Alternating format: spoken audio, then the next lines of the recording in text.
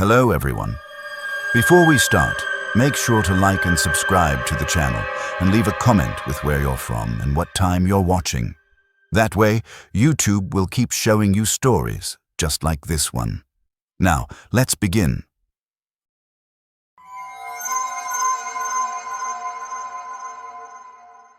I've been driving trucks for almost 15 years now, and in that time, I've learned to trust my instincts. The road teaches you things that no training manual ever could. It teaches you when to push through exhaustion and when to pull over, when to take a shortcut and when to stick to the main highway. And most importantly, it teaches you when something just feels wrong. That last lesson is one I learned the hard way on a cold February night in northern Montana. I was hauling a load of auto parts from Billings to Kalispell, taking Highway 2 through the mountains. It was one of those routes where you don't see another soul for hours at a time. Just you, the dark road ahead, and the endless stretch of pine trees pressing in from both sides. The kind of drive that makes you understand why some truckers lose their minds out here. It was around 2 in the morning when I first saw her. She was standing on the shoulder near mile marker 47, caught in my headlights like a deer. But she wasn't moving like someone in shock or fear. She was just standing there, perfectly still, wearing what looked like a thin white dress despite the fact that it was probably 20 degrees outside. My first instinct was to keep driving. Everything about the scene felt wrong. The way she stood so motionless. The fact that there were no other cars around, no broken-down vehicle that might explain why she'd be out there. The complete emptiness of the highway stretching in both directions. But I didn't listen to that instinct. Instead, I told myself I was being paranoid. Maybe she'd been in an accident and wandered away from her car in shock. Maybe she was hurt and needed help. What kind of person would I be if I just drove past someone who might be dying? So I slowed down and pulled onto the shoulder about 30 feet ahead of where she stood. I grabbed my flashlight from the passenger seat and climbed down from the cab. The cold hit me immediately, cutting through my jacket like it wasn't even there. The wind was picking up too, making the pines sway and creak in a way that sounded almost like whispers. "Hey," I called out, turning to shine my light back toward where she'd been standing. "You okay? You need help?" She was gone. I stood there for a moment, my breath fogging in the beam of my flashlight, trying to make sense of what I was seeing. She'd been right there just seconds ago. There was nowhere she could have gone that quickly.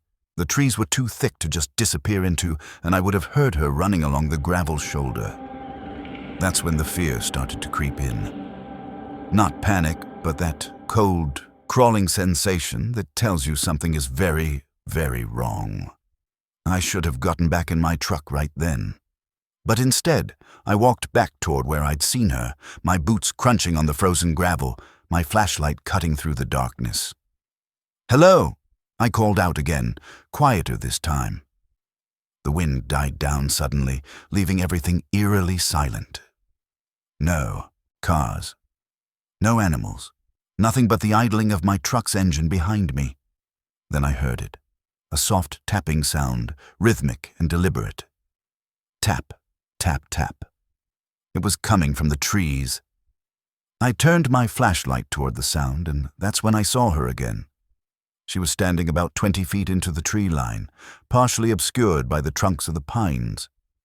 Still wearing that thin white dress. Still perfectly motionless. But now I could see her face more clearly in the beam of my light. Her eyes were completely black. Not just the pupils, but the entire eye. And she was smiling at me with an expression that didn't look quite human. Too wide, too fixed. Every instinct in my body screamed at me to run. This time, I listened. I turned and sprinted back to my truck.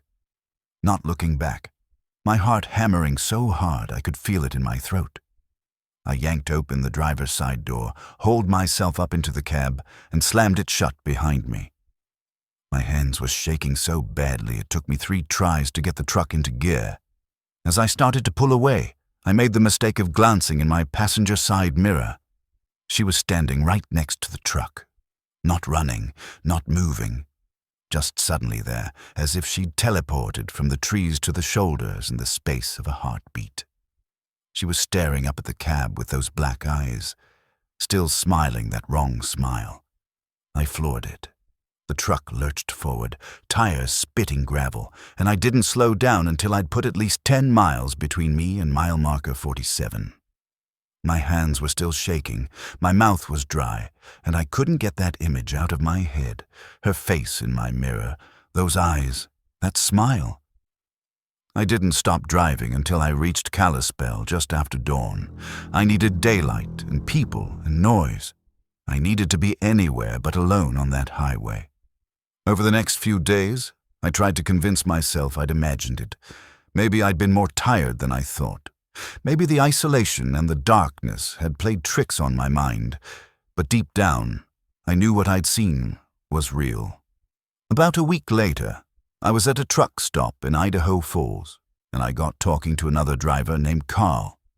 He'd been running routes through Montana for 20 years, and when I mentioned Highway 2, his expression changed. "You see anything strange out there?" he asked, his voice dropping low. I hesitated, then told him about the woman at mile marker 47. Carl's face went pale. He set down his coffee and leaned in close. "You're not the first person to see her," he said. "Hell, you're not even the 20th. Drivers have been reporting a woman in a white dress on that stretch of road for at least a decade, maybe longer, always around mile marker 47, always in the middle of the night. And everyone who stops to help her says the same thing. She disappears, then reappears somewhere she shouldn't be. And those eyes." He trailed off, shaking his head. "What is she?" I asked. Carl shrugged. "Nobody knows. Some people think she's a ghost.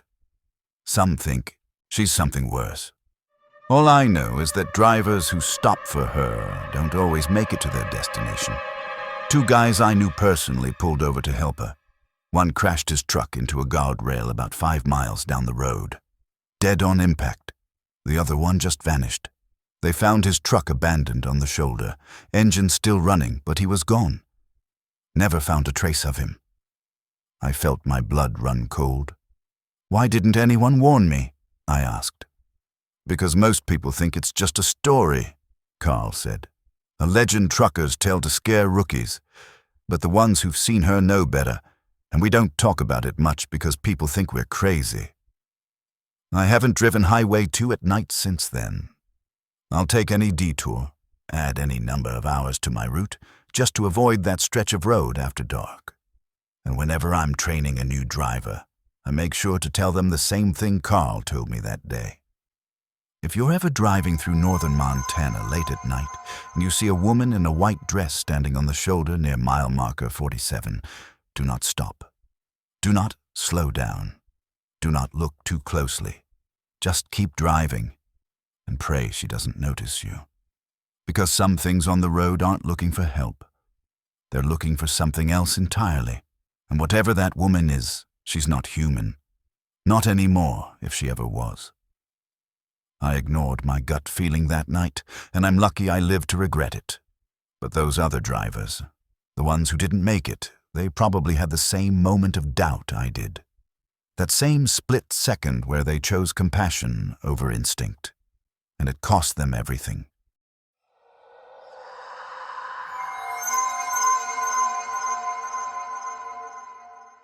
The CB radio has always been a trucker's lifeline. It's how we communicate with each other on the long, lonely stretches of highway, how we warn each other about road conditions, speed traps, and accidents up ahead. It's company when there's no one else around for 100 miles in any direction. But sometimes, late at night when you're exhausted and the road seems to stretch on forever, you pick up things on the CB that you wish you hadn't. I learned that lesson on a run through West Texas in the summer of 2019. I was hauling refrigerated goods from Houston to Albuquerque, taking Interstate 10 through some of the most desolate country in America. Miles and miles of nothing but flat desert, scattered scrub brush, and the occasional abandoned building slowly crumbling under the relentless sun. It was around 3 in the morning, and I was somewhere between Fort Stockton and Van Horn. There wasn't another vehicle in sight. Just me, the darkness, and the endless white lines of the highway disappearing under my wheels. The CB had been quiet for hours. Most drivers were either sleeping or had their radios turned down. I had mine on low, mostly for background noise, when a voice suddenly crackled through the speaker. "Breaker 19, this is Phantom Rider. Anyone out there?" The voice was male, rough and tired sounding. Nothing unusual about that, but something about the way he said Phantom Rider made the hair on the back of my neck stand up. I picked up the handset. "Yeah, I'm here. This is Maverick, eastbound on I-10. What's your 20? There was a long pause, filled with static. Then his voice came back, quieter this time. I don't rightly know anymore. I frowned. "You lost, buddy." "Lost ain't quite the word for it," he said. His voice had a strange quality to it, like it was coming from very far away. "I've been driving the same stretch of road for, hell, I don't even know how long now. Can't seem to find my way off it." I checked my mirrors. The road behind me was empty. The road ahead was empty.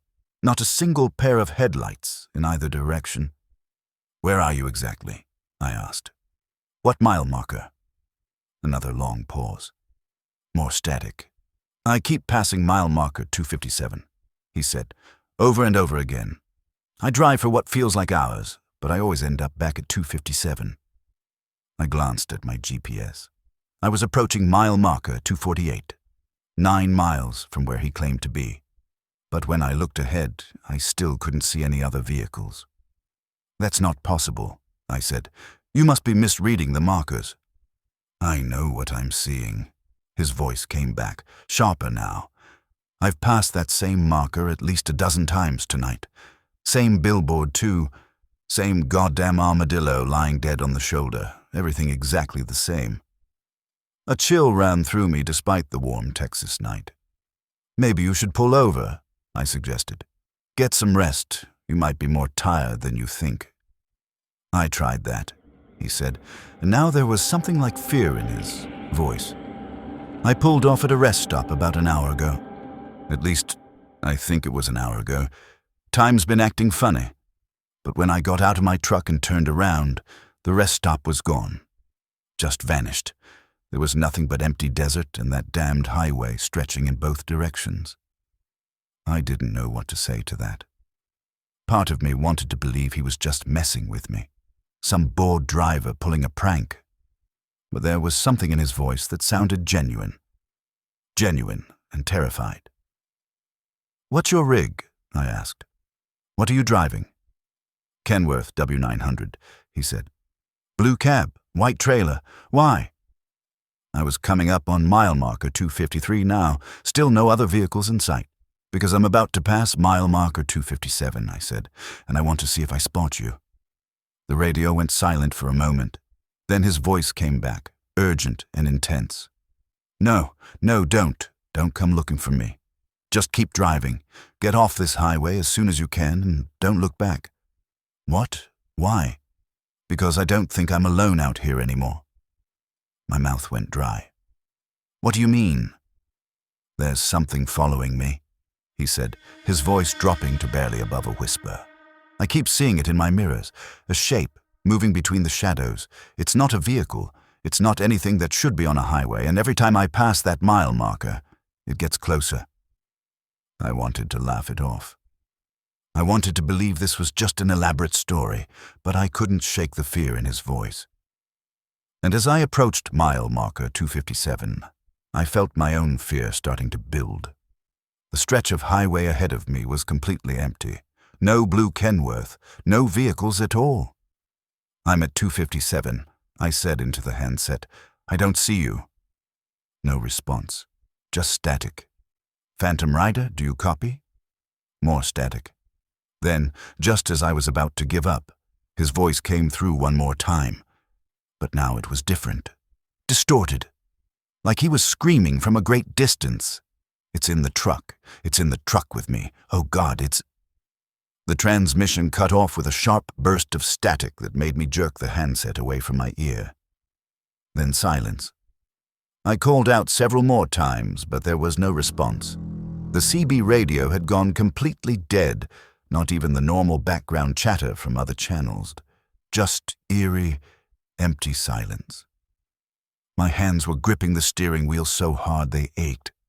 Every instinct I had was telling me to floor it, to get off this highway as fast as possible, but I was still at least 30 miles from the next exit. That's when I saw it in my rearview mirror. It was far behind me, maybe a quarter-mile back. At first, I thought it was another truck, but as I watched, I realized it wasn't moving like a vehicle. It was too fluid, too organic. It looked almost like a shadow, darker than the surrounding night, flowing across the highway like oil spreading across water, and it was getting closer.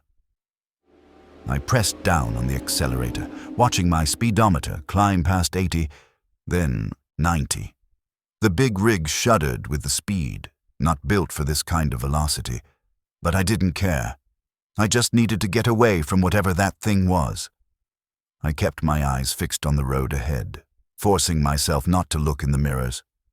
But I could feel it back there, getting closer, a presence that made the air in the cab feel thick and hard to breathe. The CB radio suddenly crackled back to life, making me jump. But it wasn't the Phantom Rider's voice that came through.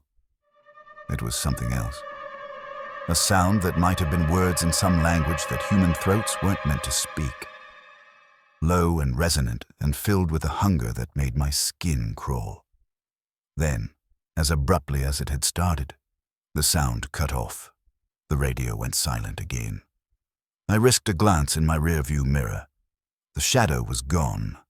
The highway behind me was empty, lit only by the faint glow of my taillights disappearing into the darkness. I didn't slow down.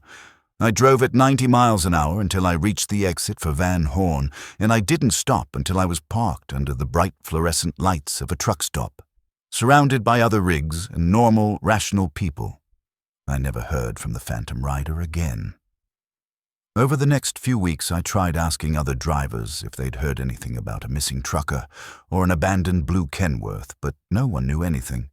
It was like he'd never existed. But I know what I heard that night. And I know what I saw in my mirror. There's something out there on those empty stretches of highway. Something that hunts in the dark hours when you're alone and vulnerable. And for some reason, it had latched on to that poor driver, trapping him in some kind of loop he couldn't escape from. I don't use my CB radio much anymore, especially late at night. And when I do have it on, I keep it on the common channels where there's plenty of chatter. Because I'm terrified that if I'm scanning through the quiet channels in the dead hours of the morning, I might hear that voice again. Breaker 19, this is Phantom Rider. Anyone out there? And if I answer, I might end up just like him, stuck on an endless loop of highway, watching something dark and hungry creep closer in my mirrors, knowing that eventually it's going to catch up. Some instincts tell you when danger is near. Mine told me to ignore that first call, to leave my CB radio off. But I didn't listen. I engaged. I answered. And whatever was out there noticed me because of it. I got lucky. I got away. But I don't think the Phantom Rider did.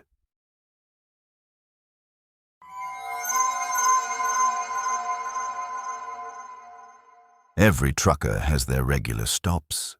The gas stations and truck stops you hit on every run because they're clean, the coffee's decent, and the staff knows your name. They're little islands of familiarity in the constantly changing landscape of the road. But sometimes you find yourself in unfamiliar territory, running low on fuel, and you have to take whatever you can find. That's how I ended up at a gas station that shouldn't have existed. It was late October, and I was making a run from Nashville to Little Rock, taking back roads through the Ozarks to avoid construction on the Interstate. The route was longer but supposedly faster, cutting through small towns and winding mountain roads where the fall colors were just starting to peak. I'd left Nashville later than planned, and by the time I was deep in the Arkansas wilderness, It was well past midnight. My fuel gauge was creeping toward empty, and I hadn't seen a gas station in over an hour. The GPS kept insisting there was a town coming up, but all I'd seen for the last 30 miles was dense forest and the occasional darkened farmhouse. I was starting to genuinely worry about running out of fuel when I came around a curve and saw lights up ahead. It was a gas station, sitting by itself in a small clearing carved out of the surrounding woods. The sign said, "Ed's Gas and Service," in faded red letters, and there were two old-fashioned pumps out front that looked like they hadn't been updated since the 1970s. Relief flooded through me. I didn't care how run down it looked. As long as the pumps worked, I'd be fine. But as I pulled into the lot, something felt off. The lights were on, both inside the small attached building and illuminating the pump area. But there was no other vehicles anywhere. No other customers. No attendant visible through the windows. And the whole place had this strange, frozen quality to it, like a photograph or a movie set. I should have kept driving. I should have trusted that feeling of wrongness and tried to coast to the next town on whatever fuel I had left. But I was tired, and I was worried about getting stranded, and I ignored every warning sign my instincts were throwing at me. I pulled up to one of the pumps and shut off the engine. The sudden silence was oppressive. No traffic noise, no animal sounds from the forest, nothing but the faint hum of the station's lights. I climbed down from the cab and approached the pump. It was an old mechanical model, the kind where you have to go inside to pay first. The metal was cold under my hand, and when I looked closer, I noticed something strange. There was no dust on it. Despite looking decades old and sitting in the middle of nowhere, the pump was perfectly clean. The door to the station building was propped open slightly. I pushed it wider and stepped inside. "Hello," I called out. "Anyone here?" The interior was just as anachronistic as the exterior. Old wooden shelves stocked with brands I didn't recognize. A vintage cash register on the counter. Everything dimly lit by fluorescent tubes that buzzed and flickered overhead. And that same unnatural cleanliness, like someone had just finished scrubbing every surface. But no attendant. No one at all. "Hello." I tried again, louder this time. Nothing. I stood there for a moment, trying to decide what to do. Every instinct was screaming at me to leave, but I really did need fuel. Maybe this was one of those honor system places where you left money on the counter. That's when I noticed the logbook. It was sitting next to the cash register, an old-fashioned ledger with a green cover. Something made me walk over and open it. The pages were filled with names, dates, and fuel amounts. Customer records, I assumed. But as I scanned through them, my blood ran cold. The dates were all wrong. The most recent entry was from 1983, October 15th, 1983. Someone named James Whitmore had purchased $23 worth of diesel fuel. I flipped back through the pages. Every entry was from the early 80s or late 70s. The handwriting changed from page to page, suggesting different people had made the entries, but they all had that same outdated quality. Then I reached a page near the back and saw something that made my heart stop. My own name. There, written in handwriting I didn't recognize, was an entry dated October 31st, 1979. David Crenshaw, 45 gallons diesel, $32. That was my name. But I was born in 1978. I would have been 1 year old in 1979. My hands were shaking as I set the logbook down. This was impossible. This was some kind of joke or mistake or... A sound from outside made me freeze. Footsteps, slow and deliberate, crunching across the gravel lot. I moved to the window and peered out, my heart hammering. There was someone walking around my truck, a figure in what looked like a mechanic's coveralls, moving with an odd, stiff gait. He was circling the rig slowly, running his hand along the trailer as he went. "Hey!" I called out, pushing open the door. "You the attendant?" The figure stopped moving but didn't turn around. "I need to fill up," I continued, stepping out of the building. "You take credit cards, or is it cash only?" Still no response. The figure just stood there, motionless, his hand still resting on the side of my trailer. I was halfway across the lot when he finally turned to face me. I can't adequately describe what I saw.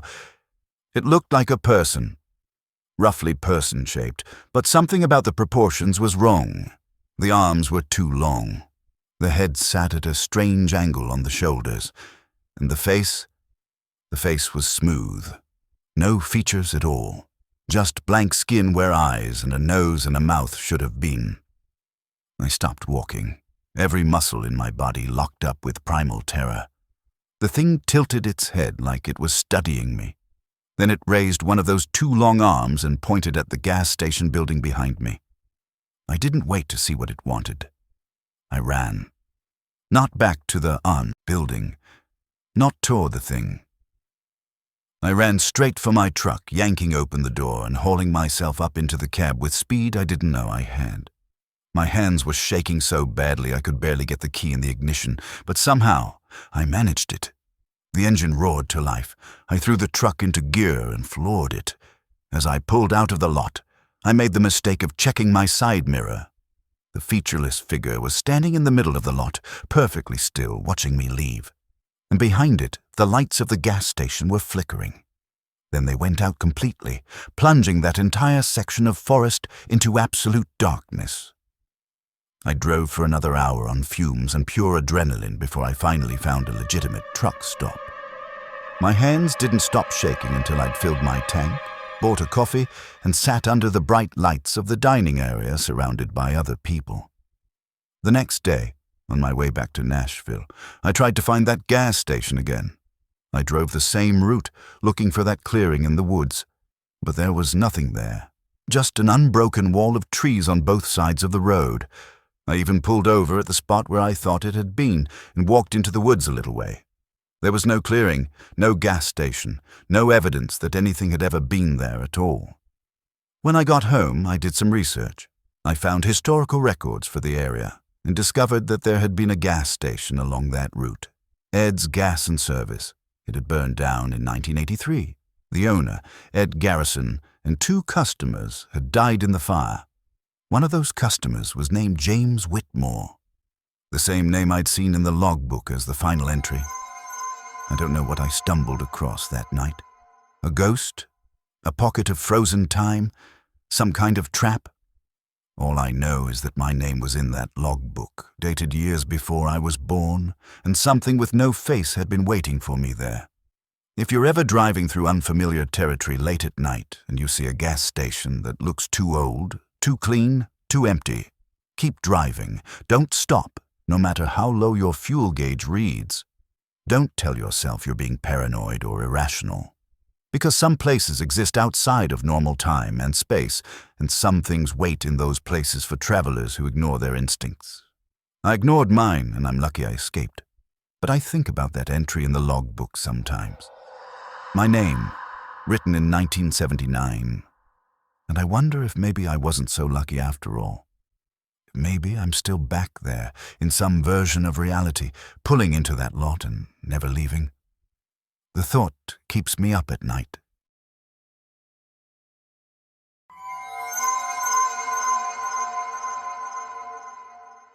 I've picked up maybe 3 hitchhikers in my entire career.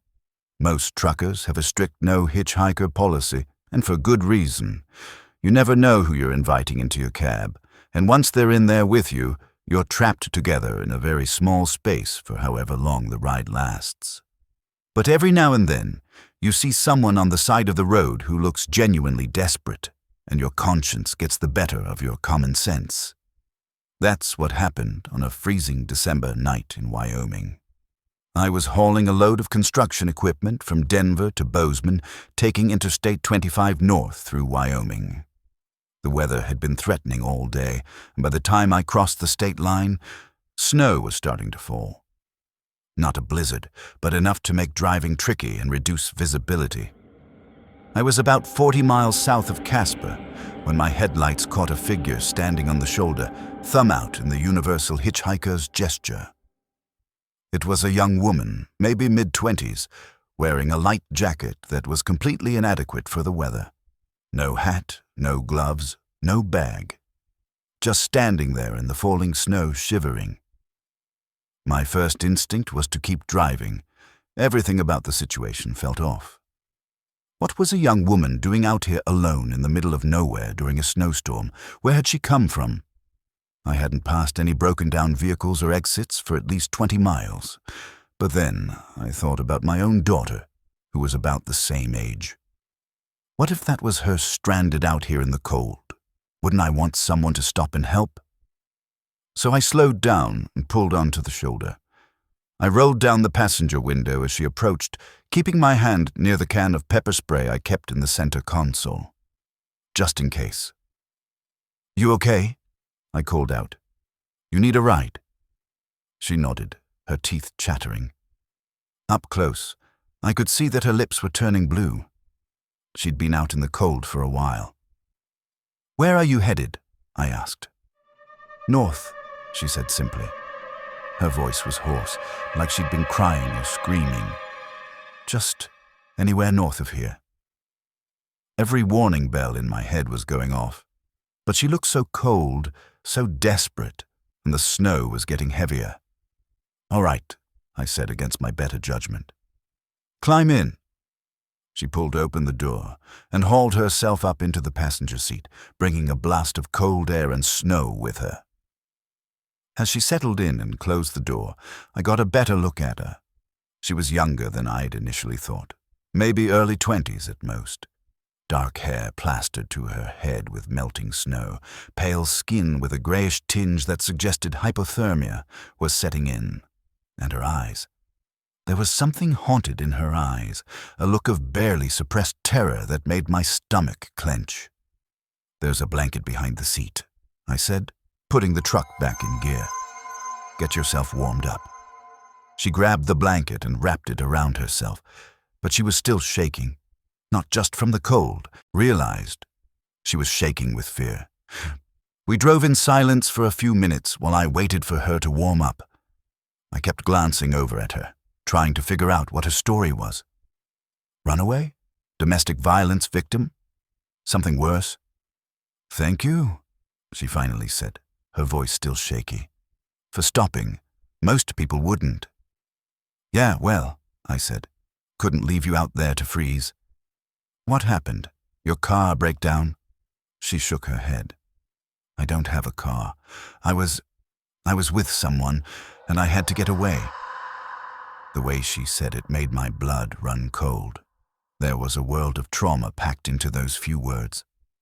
"Did someone hurt you?" I asked carefully. "Do you need me to call the police?" "No," she said quickly. Too quickly. "No police. Please. They can't help with this." I frowned. "Look, if you're in danger—" "I'm not anymore," she interrupted. "Or at least I won't be if I can get far enough away. That's why I need to keep moving north." This wasn't making sense. I was starting to wonder if maybe she was on drugs or having some kind of mental health crisis. "Away from what?" I asked. She turned to look at me then, and the expression on her face made me wish I hadn't asked. "You picked me up around mile marker 127, right?" she said. I nodded slowly. "Yeah, about that." "Don't stop anywhere between here and Casper," she said. "Don't stop for anyone or anything, and if you see lights behind us that stay at the same distance no matter how fast you go, don't slow down, just keep driving." "What are you talking about?" She pulled the blanket tighter around herself. "There's a truck stop about 15 miles south of where you picked me up. I stopped there a few hours ago to use the restroom and get coffee. There was a man there. He seemed nice at first, offered to buy my coffee, asked where I was headed. I should have known better than to talk to him. Should have just grabbed my coffee and left. But he seemed harmless." She paused, staring out at the snow swirling in the headlights. "He followed me out to my car, grabbed me before I could get the door open. I managed to fight him off, got my keys out, and jabbed him in the face with them. He let go and I ran. Just ran into the woods next to the truck stop and kept running until I hit the highway." My hands tightened on the steering wheel. Jesus, we need to call the police. He could do this to someone else. He wasn't alone, she continued as if I hadn't spoken. When I looked back while I was running, I saw 2 other men with him. They were getting into a semi, and I heard him yelling that they'd find me, that I couldn't get away. I checked my mirrors instinctively. The road behind us was empty except for snow and the darkness. How long ago was this? I asked. Maybe 2 hours. I'm not sure. I was walking along the highway for a while before you came along. 2 hours. Plenty of time for them to drive this route looking for her. Plenty of time for them to have passed us already or be closing in from behind. If you're still listening, you probably enjoy stories like this. A like or a comment helps keep them alive. Okay, I said, trying to keep my voice calm. We're about 30 miles from Casper. There's a police station right off the exit. I'll take you straight there. She nodded, but she didn't look relieved. She looked terrified. We drove in tense silence for about 10 minutes. The snow was getting worse, reducing visibility to maybe 50 feet. My wipers were working overtime, and I'd slowed to about 45 miles per hour. That's when I saw headlights appear in my side mirror. At first, I thought it was just another vehicle, someone else braving the storm, but as I watched, I realized the lights weren't getting any closer or farther away. They were maintaining exactly the same distance behind us. Is that them? I asked, my mouth suddenly dry. She twisted around to look out the back window, then went rigid. Yes, that's the same truck. You're sure? I'm sure. My heart was pounding now. I pressed down on the accelerator, pushing the truck faster despite the dangerous conditions. The headlights behind us stayed at the same distance. What do they want? I asked. Me, she said simply. And they don't want anyone who helped me to be able to tell the story. Ice flooded my veins. What? I heard them talking while they were chasing me. They're not just some random criminals. They're organized. They've been doing this for years, grabbing women from truck stops and rest areas, and they can't leave witnesses. This couldn't be happening. This couldn't be real. But those headlights in my mirror were very real, and they weren't going away. I pushed the truck faster, up to 60 now, which was insane in these conditions. The rig fishtailed slightly on the snow-covered highway, and I had to fight to keep it straight. The headlights stayed with us. 20 miles to Casper, I said, more to myself than to her. We can make it. But as we crested a hill, I saw something that made my stomach drop. Flares on the road ahead. Orange emergency lights. A roadblock. No, I muttered, slowing down. There was a semi jackknifed across both lanes, and 2 figures in reflective vests were waving flashlights, directing traffic to stop. Don't stop, the woman said urgently. It's them. It's a trap. What? Look at the jackknife truck, she insisted. Really look at it. I did. And she was right. Something was wrong. The truck was positioned too perfectly, too deliberately.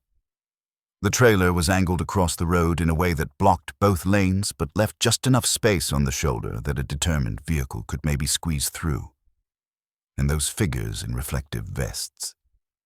As we got closer, I could see they weren't highway patrollers or emergency workers. They were just men in high-vis vests and hard hats. A disguise. Hold on, I said through gritted teeth. I yanked the wheel to the right, sending the truck onto the narrow shoulder. The men with flashlights started running toward us, but I didn't slow down. I threaded the truck through the narrow gap between the jackknife trailer and the ditch, scraping metal on metal, sparks flying. Then we were through, back on the open highway, accelerating away. I checked the mirror.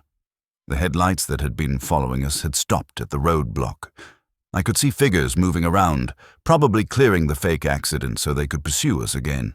But we had a head start now. I pushed the truck as fast as I dared, and 15 minutes later, we pulled into the outskirts of Casper. I drove straight to the police station, barely putting the truck in the park before we both jumped out and ran inside. The police listened to our story with skeptical expressions that gradually turned serious as we gave them details. They sent units out to investigate the truck stop and the location of the roadblock. They found the truck stop attendant tied up in the back room. He'd been there for hours. The security footage showed 3 men overpowering him and taking control of the facility, but they never found the men themselves. The jackknifed truck had been abandoned, stolen from a lot in Colorado. No fingerprints, no trace evidence, just gone. The young woman, whose name I learned was Sarah, was put in touch with victim services. I gave my statement and was eventually allowed to continue my route. But I think about that night constantly, about how close we came to driving into that trap, about what would have happened if I'd stopped, and about my initial instinct when I first saw Sarah on the side of the road. The instinct that told me to keep driving, that something was wrong. I ignored that instinct because I wanted to help, and that nearly got both of us killed. The horrible irony is that my gut was right, just not in the way I thought. The danger wasn't Sarah. The danger was stopping it all, making myself visible to the predators who were hunting her. Sometimes your instincts aren't warning you about the obvious threat. They're warning you about the bigger picture, the danger you can't see yet. I should have listened.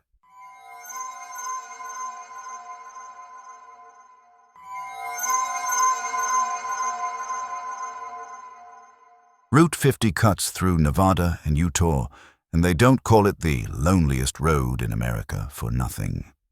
You can drive for hours without seeing another soul, nothing but desert and mountains and sky stretching away in all directions. I've made that run dozens of times, and it's never bothered me. I actually like the solitude, the sense of being completely alone in the vastness of the landscape. But after what happened in the fog, I'll never feel that way again. It was early March, and I was hauling electronics from Sacramento to Denver. I'd taken Route 50 through Nevada instead of the Interstate because I was ahead of schedule, and the drive is spectacular in good weather. The first day went fine. I stopped overnight in Ely, Nevada, and got an early start the next morning. The plan was to push through to the Utah border and maybe beyond before stopping again. The weather was clear when I left Ely, but about 2 hours into the drive, I started seeing fog in the valleys between the mountains.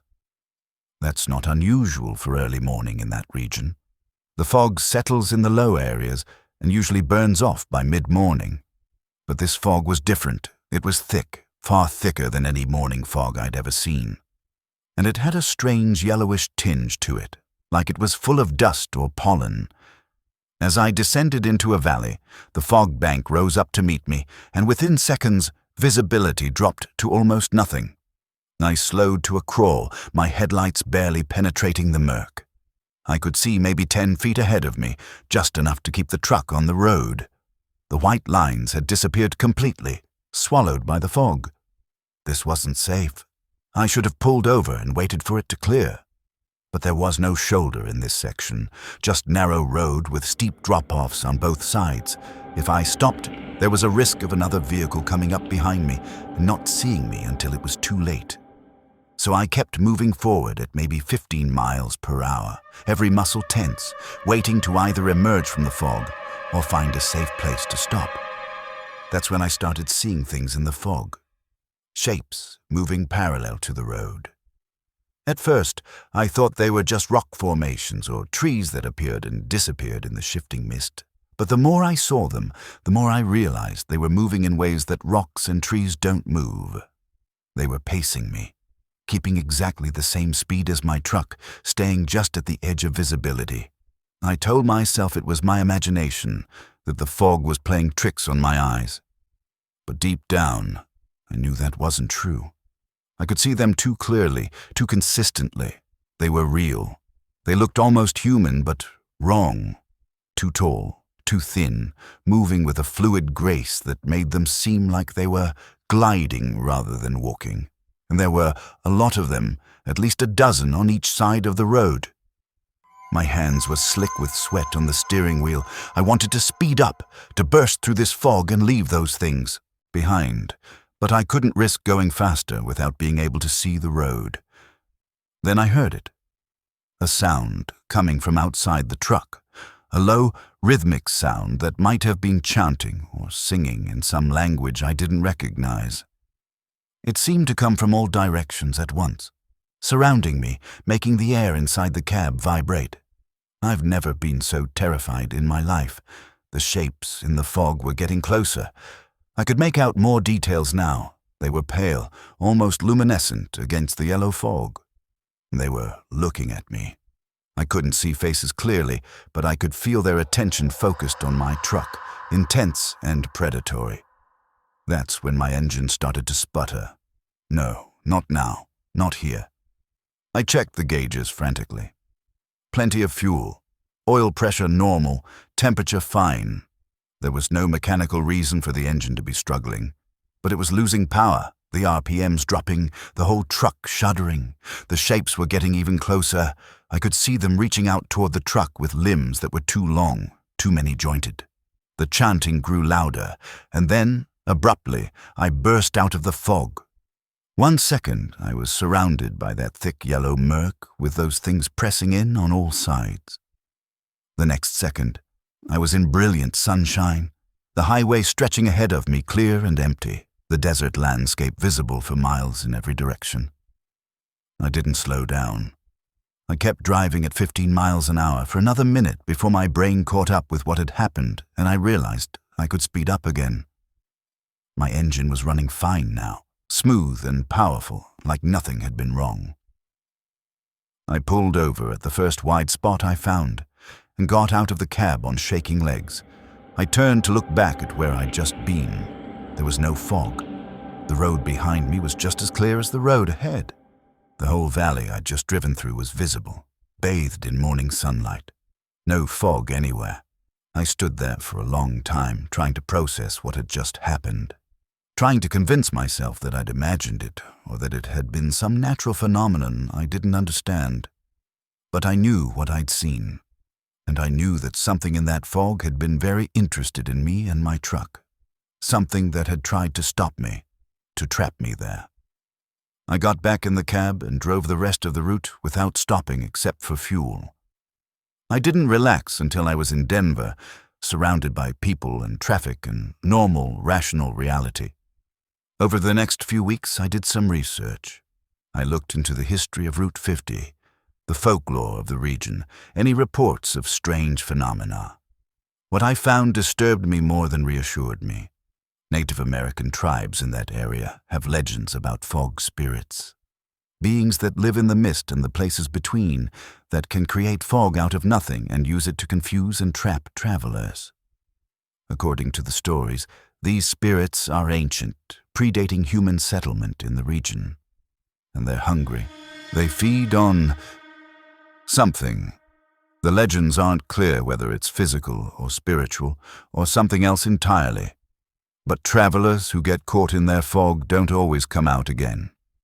There have been disappearances along Route 50 over the years, not many, but more than you'd expect for such a lightly traveled road. Vehicles found abandoned with no sign of the driver, no accidents, no evidence of foul play, just gone. I think about those shapes I saw in the fog, the way they moved, the way my engine mysteriously failed and then restarted the moment I escaped. I think they tried to stop me. And if they had succeeded, if my truck had stalled out completely while I was surrounded by that fog, I don't think I would have made it out. I still drive Route 50 sometimes. It's hard to avoid completely given the routes I run. But I never drive it early in the morning anymore. And if I see fog, any fog, I pull over and wait. I don't care if it makes me late for my delivery, because my gut instinct in that fog was screaming at me to stop the truck and run, to get out and try to escape on foot, and thank God I didn't listen to that. Thank God I kept driving. Because I realized later that that's probably exactly what those things wanted, for me to get out of the truck, to leave my only shelter and protection. That's when they would have had me. Sometimes your instincts are right, But sometimes they're being manipulated by things that know how to exploit your fear. The trick is knowing which is which. I'm still not sure I made the right call that day. All I know is that I'm still here, still driving, still able to tell this story. But I see that yellowish fog sometimes in my dreams. And I hear that chanting, and I wake up in a cold sweat, certain that I'm still back there, that I never really escaped at all, that everything since then has been some kind of hallucination, and I'm actually sitting in my truck in the middle of that fog while those things slowly close in. The worst part? I can't prove that's not true.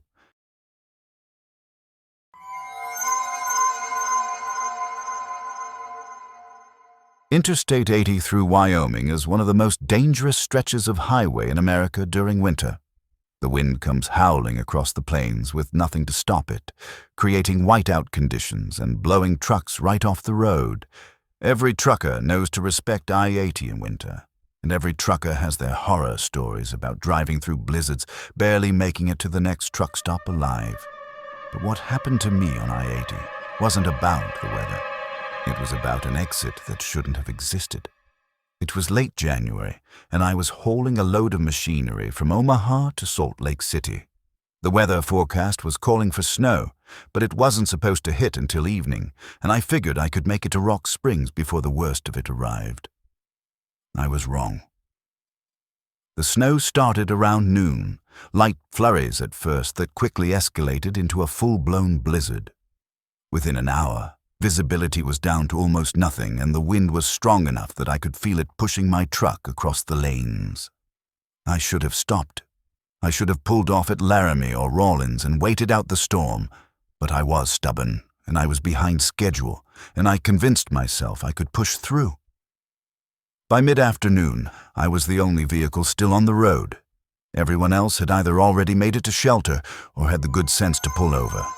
Just me and the blizzard, crawling along at 30 miles per hour, praying I didn't slide off into a ditch. I was somewhere between Rawlins and Rock Springs, at least an hour from either town, when I saw the exit sign. It appeared suddenly out of the blowing snow, a standard green highway sign that read, "Last exit, services, 1 mile." I frowned. I'd driven this route 100 times, and I didn't remember an exit in this section, but the conditions were so bad that I might have just never noticed it before. And the word services meant gas, food, and hopefully a place to wait out the storm. My gut instinct told me something was wrong. The sign looked off somehow, though I couldn't articulate why. But I was cold, exhausted, and genuinely worried about driving off the road in these conditions. So I took the exit. The off-ramp curved away from the interstate and down into what looked like a valley. The snow seemed even thicker here, the wind even stronger. I couldn't see more than a few feet in any direction. The ramp leveled out onto a 2-lane road that headed east. There were no lights visible, no signs of any services or buildings. Just snow and darkness and the narrow road beneath my wheels. I drove for what felt like 10 minutes, but might have been longer. Time gets strange in conditions like that, when you're surrounded by white and can't see any landmarks.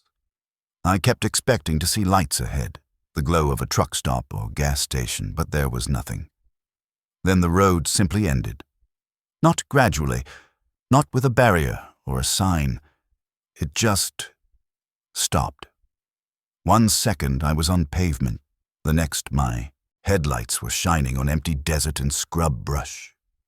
If I hadn't been going slowly, I would have driven right off the road and probably rolled the truck. I slammed on the brakes and sat there, my heart pounding, trying to understand what I was seeing.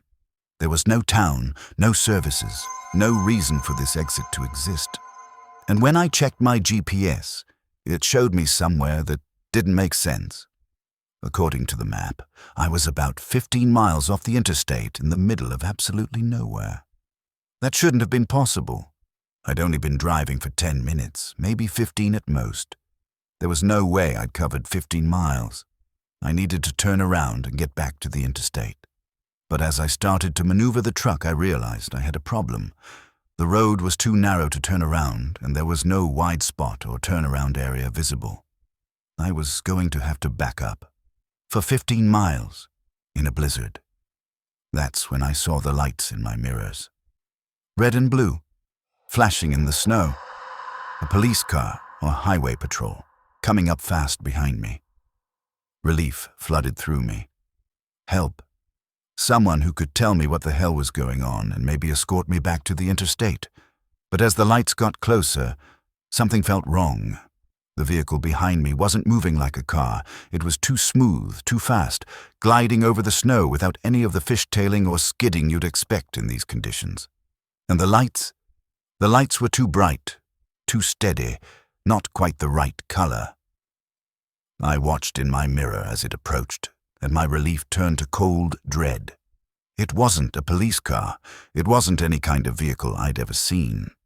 It was just lights, floating in the darkness behind me, pulsing red and blue in a rhythm that made my eyes hurt to watch.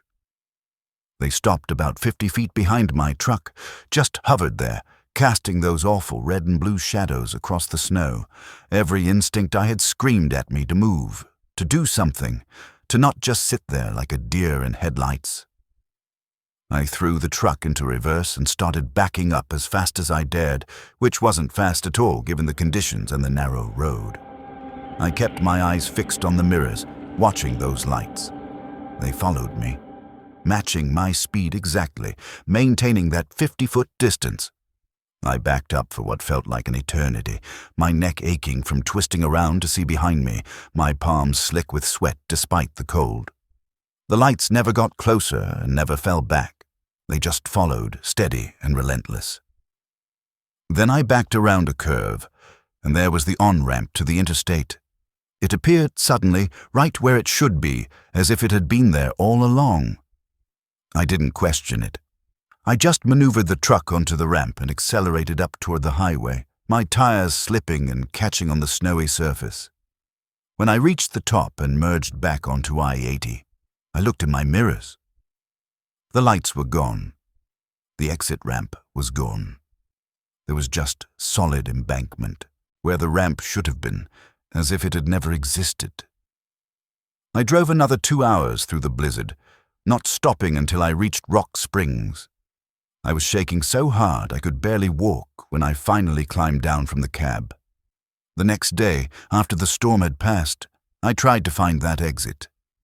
I drove back and forth on that section of I-80 3 times, looking for any sign of where I'd turned off. There was nothing. No exit, no ramp, no road heading off into the desert.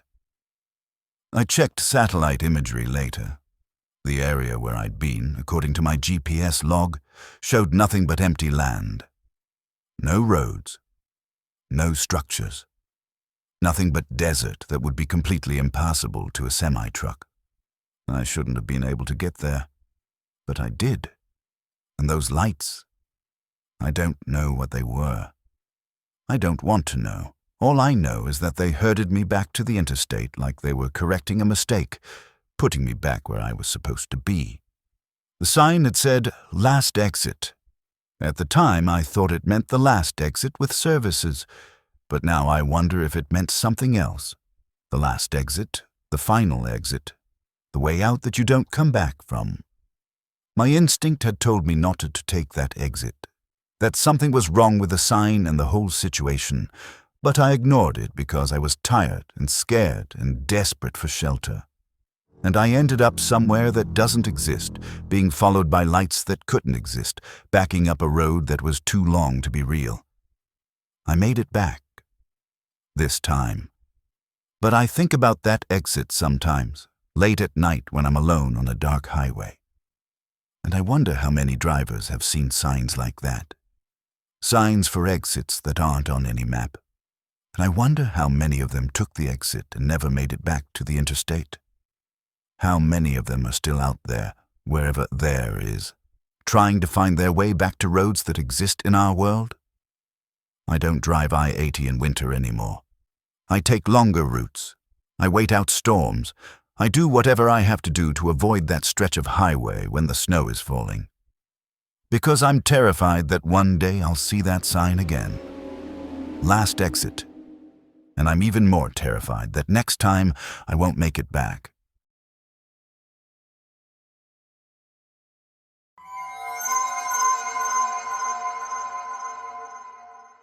There's an unspoken camaraderie among truckers.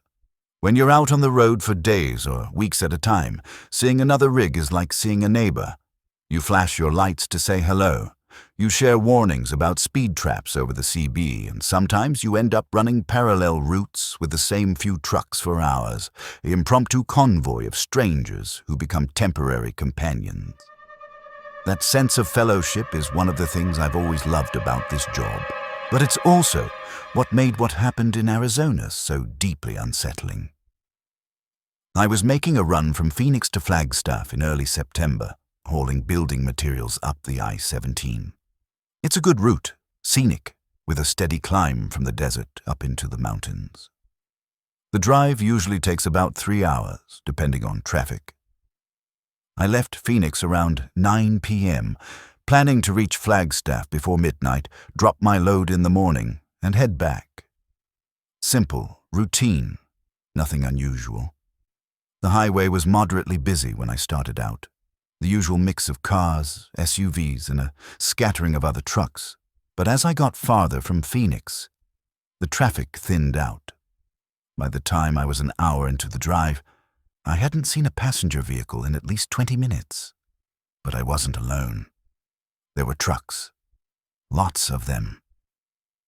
I started noticing them around Black Canyon City. A big Peterbilt pulled onto the highway from a rest stop and fell in behind me.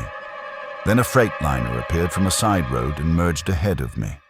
Then another truck and another, until I was surrounded by semis on all sides. At first, I didn't think anything of it. This wasn't unusual. Sometimes trucks naturally clustered together on the highway, especially at night. It was actually kind of comforting being part of a moving convoy of big rigs.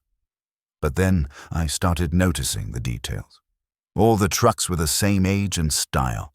Different brands, different colors, but all with that same worn, slightly weathered look of rigs that had been on the road for years. And none of them had any company markings. No logos, no company names. Just blank trailers. That was strange. Most commercial trucks advertised the company they worked for. Even independent owner-operators usually had at least their business name on the door. I picked up my CB radio handset. Breaker 19, this is Desert Rat, southbound on 17. Anybody out there want to chat? There was a long pause. Then a voice crackled through the speaker. We're here, Desert Rat. The voice was odd. Flat, emotionless, like a computer trying to sound human, and he'd said, we're, not I'm.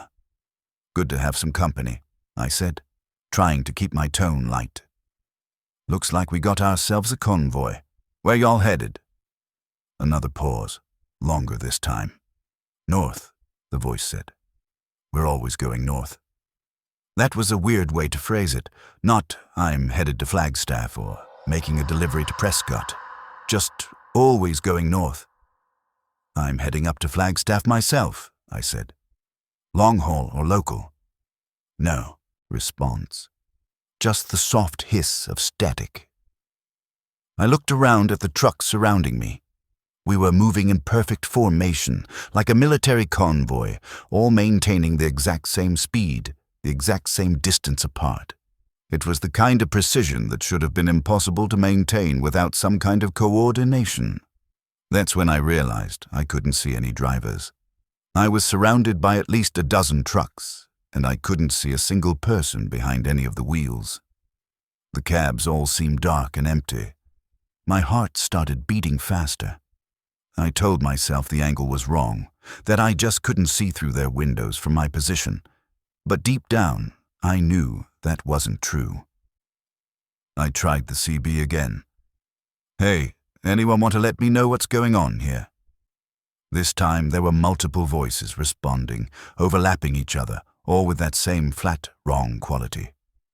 Going north. Always going north. Join the convoy. Never stop going north. A chill ran down my spine. I needed to get away from these trucks. Now. I started to slow down, planning to let them pass me and then take an exit. But as my speed dropped, the trucks around me slowed too, maintaining that same perfect formation. I sped up. They sped up. They were boxing me in. I grabbed the CB again, not caring how scared I sounded. "What do you want?" "Let me through." "Join the convoy," came the response. Multiple voices, all saying it at the same time. "Join us going north, always north. Never stopping." The truck directly behind me started moving closer. So did the one beside me. The formation was tightening, the gaps between vehicles shrinking. They were going to crush me between them. Panic clawed at my throat. I looked desperately for an escape route. The highway here was 2 lanes in each direction, separated by a wide median. The trucks were in front, behind, and to my left. The right side was empty, but there was no exit in sight. Then I saw it, an emergency vehicle turnaround in the median coming up fast. They're designed for police and emergency services to use to turn around and head the opposite direction. It was too narrow for a semi. Using it could damage my truck, might even cause me to jackknife or roll. It was a terrible idea, but the trucks were getting closer, and I could see now that they were definitely empty. No drivers, no passengers, just rigs driving themselves in perfect impossible formation. I made my decision. I yanked the wheel to the right, cutting across the right lane toward the shoulder. The trucks immediately responded, the one on my right swerving to block me. But I'd caught them by surprise, and I had just enough room. I hit the brakes hard, slowing down rapidly. The truck behind me nearly rear-ended me before it could adjust its speed. In that moment of chaos, I jerked the wheel left and aimed for the turnaround. My truck bounced over the curb and into the median with a bone-jarring crash. I could hear metal scraping, things breaking, alarms, going off on my dashboard. But the wheels were still turning, and I was moving. I threaded through the turnaround, my trailer fishtailing wildly. For a moment, I thought I was going to tip over, but somehow, miraculously, I made it through and emerged on the northbound side, now heading south, back toward Phoenix. I looked in my mirrors. The convoy hadn't followed. The trucks continued north in their perfect formation, already half a mile away and getting farther with each second. Within a minute, they disappeared around a curve, and I was alone on the highway. I kept driving south for another 20 miles before I pulled over at a rest stop. I was shaking so hard I could barely hold the steering wheel.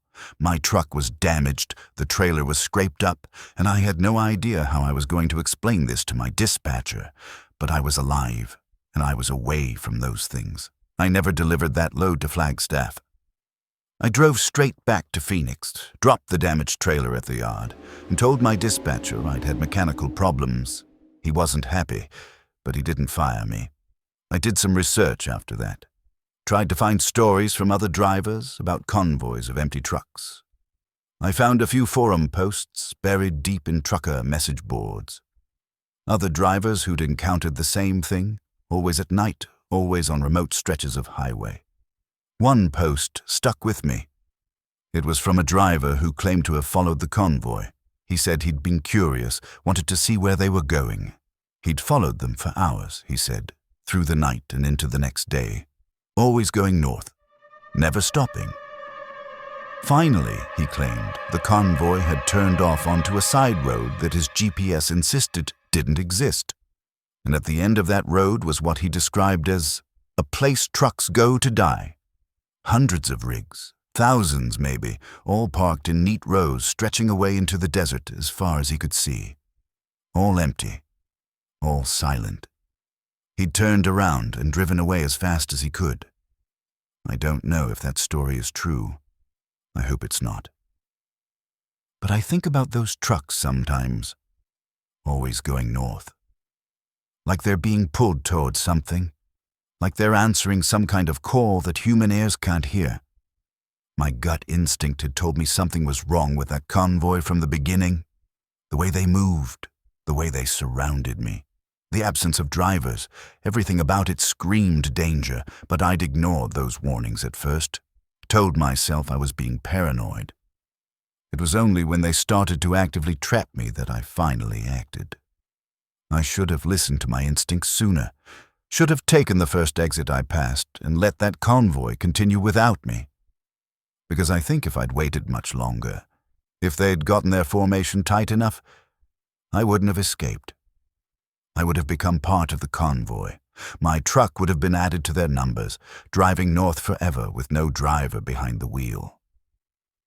And I wonder sometimes, late at night, if some part of me would still be in there. Trapped, conscious, screaming, unable to stop or turn around or do anything but keep driving north. Always north, never stopping.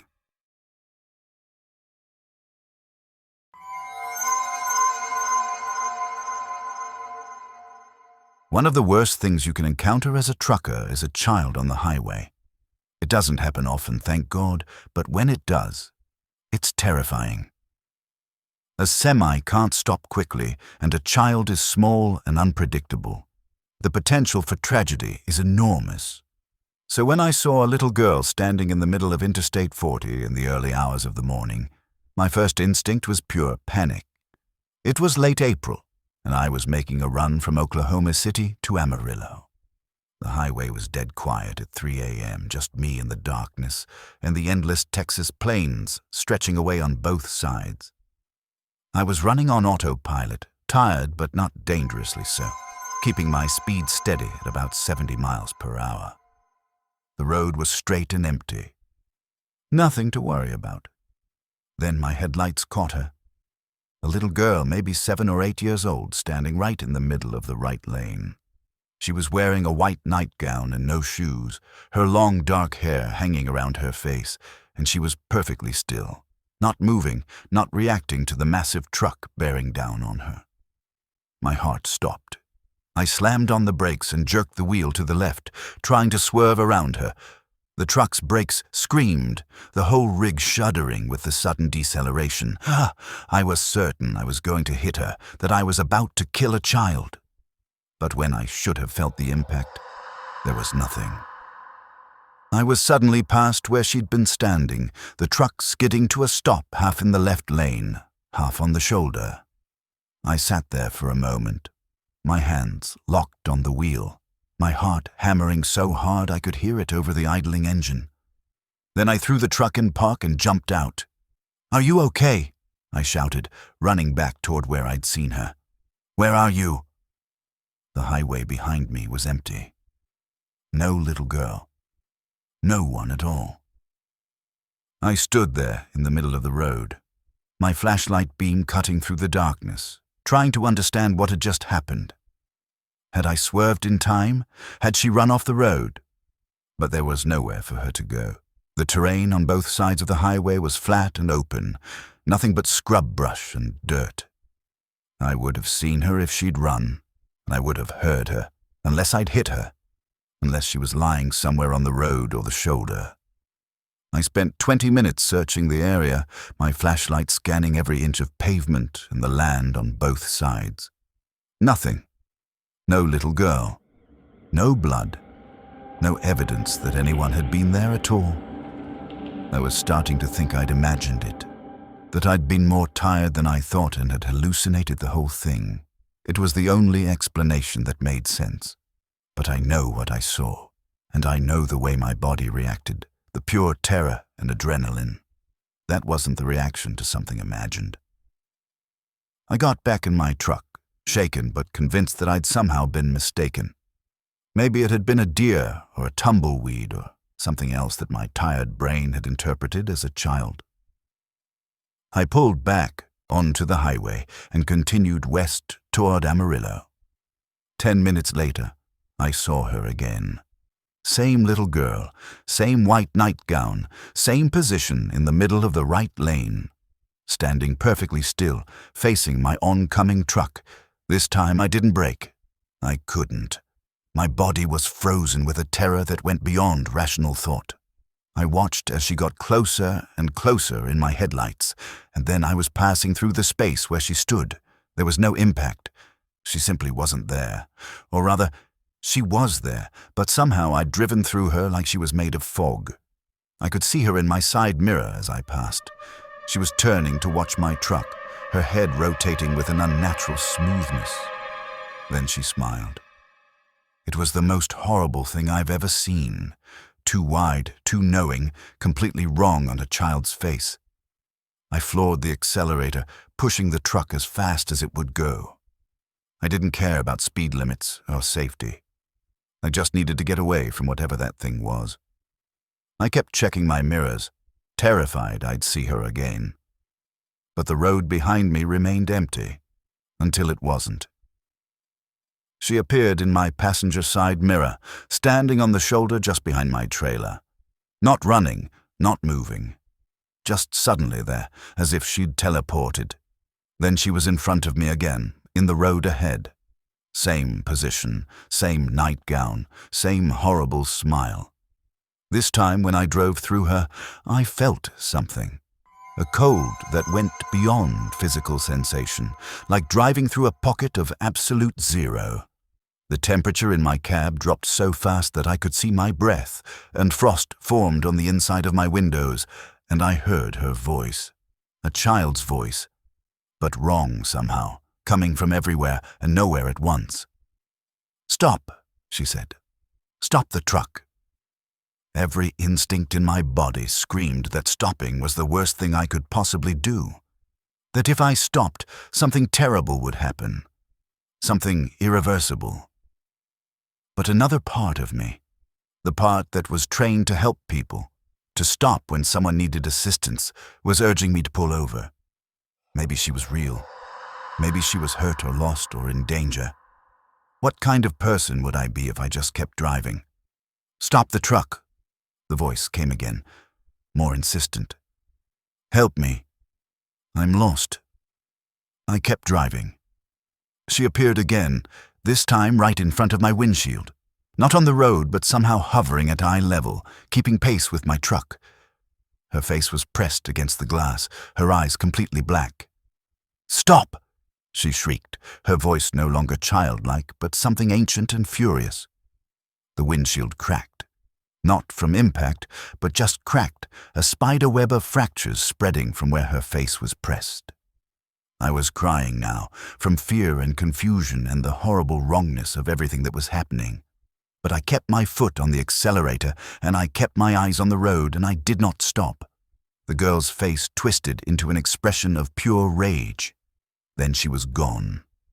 The temperature in the cab immediately returned to normal. The frost on the windows melted away, and when I looked at the windshield, the cracks were gone. It was perfectly intact. I drove for another hour before I dared to slow down. I didn't see her again. When I reached Amarillo just after dawn, I pulled into the first truck stop I found and sat in the parking lot for a long time, trying to process what had happened. Eventually, I went inside and ordered coffee. The place was busy with the morning crowd, truckers and travelers grabbing breakfast and fuel, normal people doing normal things. I must have looked rough because the waitress asked if I was okay. "Bad night," I said. "Saw something on the road that shook me up?" An older trucker at the counter turned to look at me. He had the weathered face of someone who'd been driving for decades. "Where are you coming from?" he asked. "Oklahoma City, taking 40 West." His expression changed. "You see a little girl, white nightgown, standing in the road." My blood ran cold. "You've seen her too?" He nodded slowly. "Lots of drivers have. She shows up on that stretch of highway couple times a year, always between mile markers, 50 and 100. Always around 3 in the morning, and she always does the same thing. Appears in the road, tries to get you to stop." "What is she?" I asked. "Nobody knows for sure. Some say she's a ghost. Kid who died in an accident on that highway years ago. Some say she's something worse. All I know is that you did the right thing by not stopping." "What happens if you stop?" The old trucker's face went grim. About 5 years back, a guy I knew stopped. Thought he'd hit her, got out to check. They found his truck 3 days later, parked on the shoulder with the engine still running. Driver's side door open. No sign of him. Search and rescue looked for weeks, never found a trace. I felt sick. I almost stopped. I wanted to help her. That's what she counts on, he said. Our better nature, our instinct to help a kid in trouble. But whatever that thing is, it's not a kid, and it's not looking for help. I finished my coffee in silence, then got back on the road. I completed my delivery, then immediately drove back to Oklahoma via a different route. I've never taken Interstate 40 through that section again, but I think about her sometimes. That little girl who wasn't a little girl. And I think about my instinct, that voice that told me not to stop no matter how much I wanted to help. That instinct saved my life. If I'd listened to my compassion instead, to my training, to everything that said you stop and help when you see a child in danger, I would have ended up like that other driver.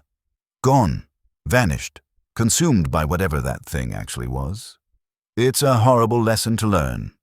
That sometimes the people who look like they need help the most are actually the ones you need to run from, and that your gut instinct, that primal warning system, can see the danger that your conscious mind refuses to accept. I ignored a lot of warning signs that night. The way she appeared suddenly, the way she didn't react to my truck, the way she kept reappearing no matter how far I drove. But I didn't ignore the final instinct, the one that told me stopping would be fatal. And that's the only reason I'm still alive to tell this story.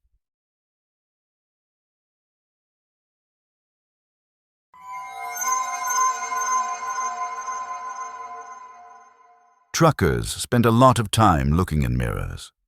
Your side mirrors are your lifeline, showing you what's behind and beside you, warning you of dangers you can't see out the windshield. You develop an almost unconscious habit of checking them constantly. So when something wrong appears in your mirrors, you notice it immediately. That's how I first became aware of the mirror truck. I was making a run from St. Louis to Memphis in mid-July, taking I-55 south through Missouri and Arkansas. It was a hot, hazy afternoon, the kind where the heat rising off the pavement makes everything shimmer and distort. I'd been driving for about 3 hours when I noticed the truck behind me. It was matching my speed perfectly, staying about 200 feet back. That wasn't unusual in itself. Sometimes trucks naturally end up pacing each other on the highway. But this truck was odd. It looked exactly like mine. Same make and model. Same year, judging by the body style. Even the same dark blue color. The only difference was that it didn't have any of the dents and scratches that my rig had accumulated over the years of hard use. It looked like a brand new version of my truck. Or maybe a mirror image reflecting back a perfect copy of my rig. I watched it in my side mirror for a while, feeling increasingly uneasy. The more I looked at it, the more identical it seemed. Same aftermarket bumper I'd installed, same pattern of wear on the tires, same slight misalignment of the hood that I'd never gotten around to fixing. It was my truck. Exactly my truck. Somehow. I tried to get a look at the driver, but the angle was wrong. The cab seemed dark and I couldn't make out any details. I picked up my CB radio. Breaker 19, this is Blue Thunder. Got a truck behind me, looks just like mine. Driver, you copying? No response. Just silence. I tried again. Hey, whoever you are back there. Strange coincidence, us having the same rig. Want to chat? Still nothing. I decided to test something. I sped up, accelerating to about 80 miles per hour. The truck behind me sped up too, maintaining that exact same distance. I slowed down to 60. So did the mirror truck. I changed lanes. It changed lanes, moving into the same position behind me in the new lane. It was following me, deliberately, matching every move I made with perfect precision. A cold feeling was growing in my stomach. This wasn't coincidence. This wasn't another driver who happened to have the same kind of truck. This was something else. Something wrong. I decided to pull off at the next exit and let this truck pass me. I needed to see it from a different angle to confirm what I was seeing. The exit for Sykeston was coming up in 5 miles. I moved into the right lane and put on my turn signal well in advance. The mirror truck moved into the right lane too. Turn signal flashing at the exact same rhythm as mine. I took the exit. It followed. I pulled into a gas station just off the highway and parked in the large lot designated for trucks. I positioned myself where I could watch the entrance. The mirror truck pulled into the lot and parked in a spot that created a perfect mirror image of my position. If you drew a line down the center of the lot, our trucks were exactly symmetrical. I sat there for a moment, staring at it. In the better light of the gas station, I could see more details. It really was identical to my truck, not just similar. Identical. Every scratch, every dent, every modification I'd made over the years. But it looked new. Pristine. Like it had just rolled off the factory floor, except with all the wear patterns of a truck that had been on the road for years. And the cab was dark. No driver visible. I grabbed my phone and took a picture. I needed evidence that I wasn't going crazy. But when I looked at the photo, my stomach dropped. The picture showed my truck. Just my truck. The spot where the mirror truck was parked appeared empty in the image. I looked up from my phone. The mirror truck was still there, solid and real and impossible. A horrible thought occurred to me. What if I got out and walked over to it? What if I looked inside? Every instinct I had screamed not to stay in my truck, to start the engine and to get back on the highway and away from this place as fast as possible. But I needed to know. I needed to understand what this was. I opened my door and climbed down from the cab. The summer heat hit me like a wall, but I barely noticed. All my attention was focused on that other truck. I started walking across the lot toward it. As I got closer, I noticed something that made my skin crawl. The truck was running. I could hear the engine idling, could see the faint shimmer of heat from the exhaust, but there was definitely no one in the cab. I was about 20 feet away when the mirror truck's passenger door opened. Not violently, not dramatically. It just smoothly, quietly swung open, like an invitation. I stopped walking. Everything in me was saying to turn around, to run, to not get any closer to that truck, but I couldn't look away from that open door, and through the opening, I could see the interior of the cab. It was my cab. Same worn seat covers, same collection of travel mugs in the cup holders, same GPS unit mounted on the dashboard, same picture of my daughter that I kept taped above the sun visor. But something was off about the picture. I couldn't see it clearly from this distance, but there was something wrong with it. I took a step closer, then another. I was now close enough to see the picture clearly, and my blood turned to ice. It was my daughter, but she was older. Maybe 10 or 15 years older than she was now, and she was wearing black, and she was crying. I knew with absolute certainty that I was looking at her at my funeral. The mirror truck wasn't showing me my truck as it was showing me my truck after I was gone, after I was dead. And that open door was an invitation, or maybe a warning, or maybe a showing me my fate. I backed away slowly. Then I turned and ran back to my truck, not caring how I looked, not caring about anything except getting away from that thing. I climbed into my cab, started the engine, and pulled out of the lot so fast my tires squealed. I didn't look in my mirrors. I didn't want to see if it was following. I got back on the highway and drove to Memphis as fast as I legally could. I didn't stop. I didn't slow down. I just drove.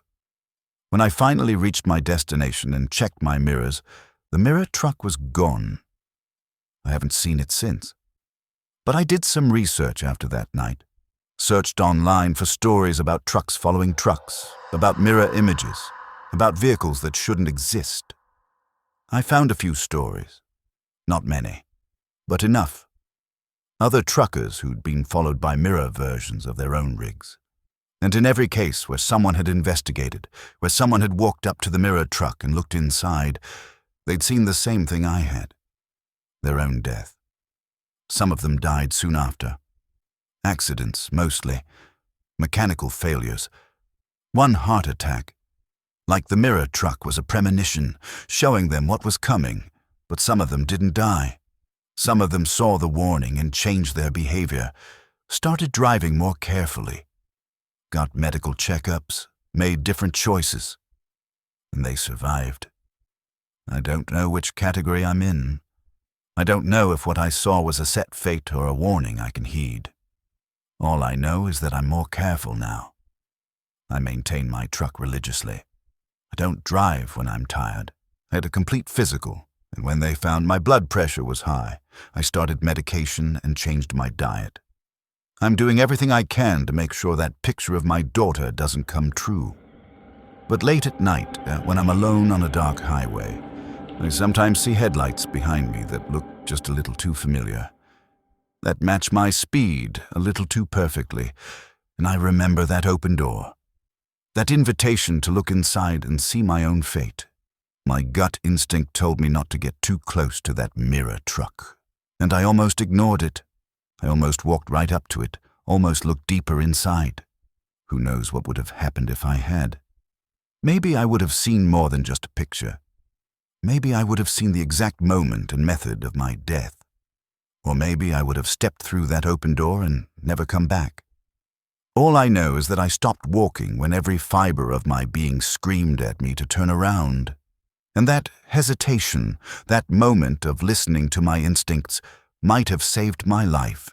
Because I think if I'd gotten inside that truck, if I'd sat in that driver's seat that was both mine and not mine, I would have sealed my fate, made that future picture inevitable. Instead, I ran. And I'm still here, still driving, still alive, but the mirror truck is out there somewhere, following some other driver, showing some other trucker what's waiting at the end of their road. And I hope, whoever they are, they listen to their instincts the way I did. I hope they run.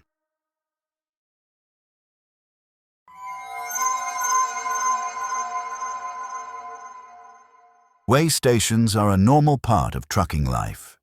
You pull in, they check your weight and your logs, maybe inspect your truck if something looks off, and then you're on your way. They're boring, bureaucratic, and usually just a minor inconvenience. But there's a way station on Highway 93 in Nevada that I'll never forget. It was late September, and I was making a run from Phoenix to Reno, hauling electronics. I'd decided to take the scenic route through Nevada, Highway 93 north through the empty center of the state. It's beautiful country, in a stark, desolate way. Miles of desert and mountains, with tiny towns scattered every 100 miles or so. Cell service is spotty. Gas stations are rare, and you can drive for hours without seeing another vehicle. I'd been on the road for about 6 hours when I saw the sign. Way station, 5 miles, all trucks must stop. I frowned. I'd driven this route before, and I didn't remember a way station along this stretch, but signs can be easy to miss, especially on roads you don't run frequently. As I got closer, I started feeling uneasy. Something about the situation felt off, though I couldn't articulate what. Maybe it was just the isolation, the fact that I hadn't seen another vehicle in over an hour. Or maybe it was something deeper, some instinct that recognized danger before my conscious mind caught up. The way station appeared ahead, a small building with a scale set up and a barrier arm across the entry lane. There were lights on inside the building and the barrier was down, meaning the station was open and I was required to stop. I started to slow down. Every instinct was screaming at me that something was wrong, but I couldn't just blow past a way station. That was a serious violation that could cost me my license. As I pulled onto the scale, I noticed how clean everything was. Way stations are usually a bit run down, with cracked pavement and outdated equipment. But this one looked brand new despite being in the middle of nowhere. There were no other trucks. The parking area was completely empty. I stopped on the scale and waited for someone to come out or for instructions over the speaker system. That's how most weigh stations operate now. You stop, they weigh you, they check your credentials electronically, and you're cleared to continue. But nothing happened. The scale didn't display a weight. No voice came over the speaker. The building remained silent and still, though I could see lights on inside. I waited for about 5 minutes, engine idling, growing more nervous with each passing second. The sun was starting to set, casting long shadows across the empty station. Finally, I grabbed my logbook and climbed down from the cab. If nobody was going to come out, I'd go in. The building had a single door with a window. Through the glass, I could see a small office space with a desk, a computer, and filing cabinets, but no people. I tried the door. It was unlocked. "Hello," I called out, stepping inside. "Anyone here?" The office was empty, but had signs of recent occupation. There was a coffee cup on the desk, still steaming. A computer was on, the screen showing what looked like a way station management program. A jacket was draped over the back of the chair, but no person. I walked around the desk and looked at the computer screen more closely. It was showing a list of trucks that had come through the station. Times, dates, weights, and license plates. The most recent entry was from 3 hours ago. A truck with an Arizona plate, similar to mine.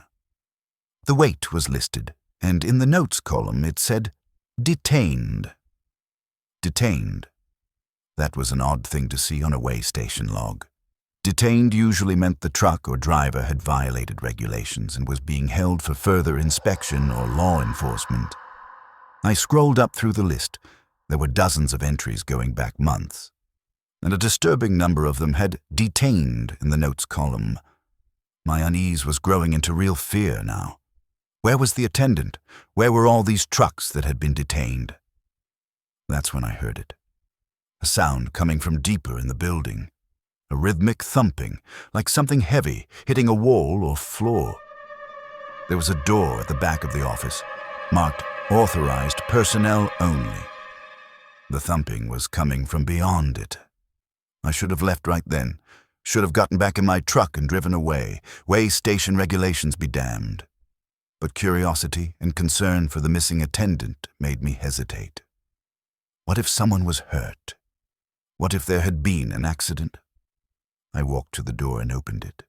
Beyond was a hallway with concrete walls and fluorescent lights. The thumping was louder now, more insistent. It was coming from a door at the end of the hall. I walked down the hallway, my footsteps echoing, my heart pounding. The temperature seemed to drop with each step, going from the warm desert air to a chill that made me shiver. I reached the door at the end. It was metal, heavy, like a walk-in freezer or storage unit. And the thumping was coming from the other side. I put my hand on the handle, then hesitated. Every instinct I had was screaming at me not to open that door, to turn around and run. But what if someone was trapped in there? What if they needed help? I opened the door. The room beyond was large, dark and cold, and it was full of trucks. Not full-sized trucks. Scale models. Perfect miniature replicas of semis sitting in neat rows on shelves that lined the walls. There must have been hundreds of them, and they were all labeled. Small tags attached to each one, listing a license plate number and a date. I recognized the license plate on the nearest one. It was the Arizona truck from the computer log, the one that had come through 3 hours ago, the one marked "Detained." My blood turned to ice. The thumping sound was still going. I turned to locate it, and my eyes fell on a table in the center of the room. There was a truck on it, not a model, but a toy, and it was moving. Its wheels were turning, spinning uselessly, and it was rocking back and forth, hitting its trailer against the table surface. That was the thumping I'd heard. The toy truck's license plate matched mine. I backed out of the room, unable to process what I was seeing. This wasn't possible. This was insane. But that toy truck was moving on its own, and it had my license plate, and this room was full of miniature versions of trucks that had been detained. I turned and ran, down the hallway, through the office, out the door, and back to my truck. I didn't look back. I just climbed into the cab, threw the truck into gear, and crashed through the barrier arm, not caring about the damage or the consequences. I drove at 90 miles per hour for the next hour, not slowing until I reached the next town. My hands were shaking, and I felt like I was going to be sick. When I finally stopped at a legitimate, normal truck stop with other vehicles and people, I immediately got on my phone and tried to report what I'd seen. But when I described the location, the highway patrol dispatcher said there was no way station on that stretch of Highway 93. The nearest one was 100 miles south of where I'd been. I checked my GPS history. It showed me on Highway 93 at the right time, but there was no marker for a way station. Just empty highway. I don't know what that place was. I don't know if it was even real in the conventional sense. All I know is that I saw a room full of model trucks, each one representing a real vehicle that had detained at that station. And I saw a toy version of my own truck, moving on its own, trying to escape. I think that place collects trucks, and maybe drivers, traps them somehow, shrinks them down, adds them to the collection. I don't know how or why or what kind of entity would do such a thing, but I know I almost became part of that collection. My instincts told me not to stop. Before I even saw the way station, I felt that something was wrong with this entire situation, but I ignored those instincts because of the rules, because of regulations, because I was more afraid of breaking the law than I was of the creeping dread I felt. I should have driven past, should have risked the violation, because whatever was waiting at that way station was far worse than any legal penalty. I reported my broken barrier arm as a malfunction, paid the fine for the damage, and never mentioned the way station. Who would believe me? I barely believe it myself. But sometimes, late at night, I wonder about those model trucks in that cold room. Are they just models? Or is there some part of the real trucks and their drivers trapped inside those miniature shells? Is there a tiny version of me, trapped in a toy truck, endlessly trying to escape from a collector's shelf in a place that shouldn't exist? The thought keeps me awake sometimes, and it makes me grateful that I ran when I did. That I listened to the panic and got out before I became a permanent addition to the collection. Now, whenever I see a way station sign, I feel a spike of fear. I slow down and look carefully, checking for signs that something is off. Too clean, too isolated, too empty. And if my instincts tell me something is wrong, I'll risk the violation. I'll blow right past, because I'd rather lose my license than end up on a shelf in that room.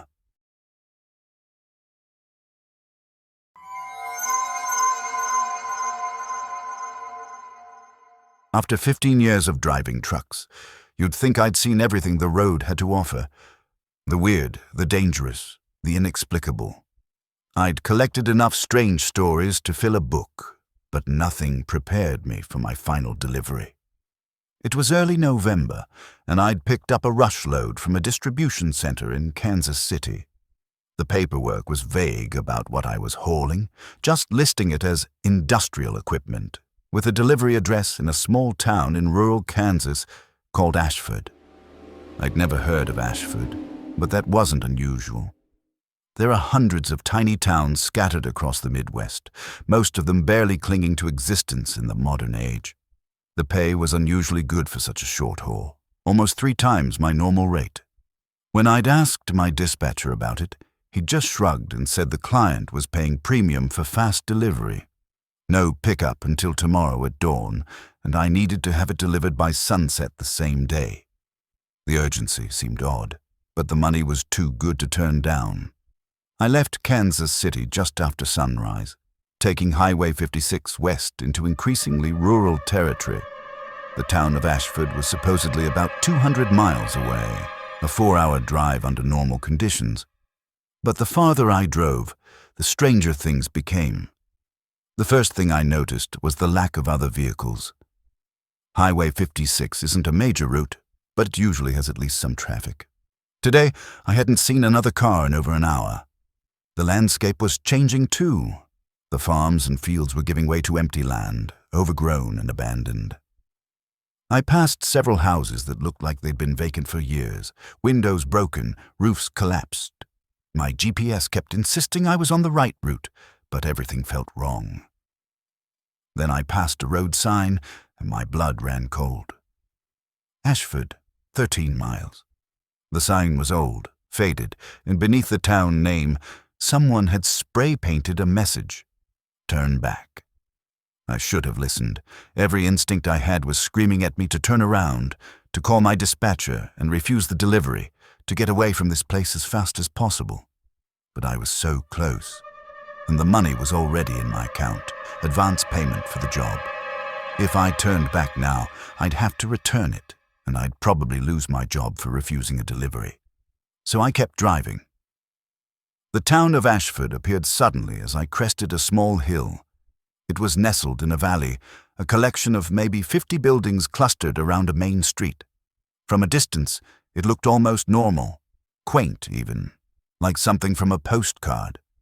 But as I got closer, I realized how wrong that first impression had been. The town was dead. Not abandoned, but dead. The buildings were intact, but there were no people. No cars, no movement. It looked like everyone had simply vanished in the middle of their daily routine. I drove slowly down the main street, my unease growing with every passing second. There were cars parked along the street, some with doors hanging open. A grocery store with its front door propped wide, the interior dark. A diner with plates still on the tables, visible through the windows. But no people, not a single living soul.